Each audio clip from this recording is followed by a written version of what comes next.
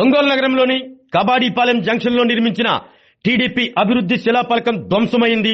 ఈ శిలాఫలకంపై ఒంగోలు శాసనసభ్యులు దామచర్ల జనార్దన్ రావు ఫోటో ఉంది. గత రాత్రి 12 గంటల వరకు శిలాఫలకం యథావిధిగా ఉంది. తెల్లవారుజాము చూడగానే ధ్వంసమైంది. విషయం తెలుసుకున్న డివిజన్ టీడీపీ అధ్యక్షుడు అల్లాడి రమేష్ బాబు హుటాహుటిని అక్కడికి చేరుకున్నారు. ధ్వంసమైన శిలాఫలకాన్ని పరిశీలించి పోలీసులకు, పార్టీ నాయకులకు సమాచారం అందించారు.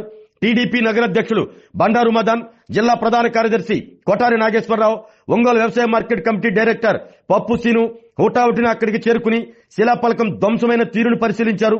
ఒంగోలు 2 టౌన్ సీఐ మేడా శ్రీనివాసరావు కూడా సంఘటనా స్థలానికి చేరుకున్నారు. శిలాఫలకం ధ్వంసమైన తీరును క్షుణ్ణంగా పరిశీలించారు. స్థానికంగా ఉన్న వారితో మాట్లాడారు. శిలాఫలకం సమీపంలో సీసీ కెమెరా ఉండటాన్ని గుర్తించి సంబంధిత సిబ్బందితో మాట్లాడారు.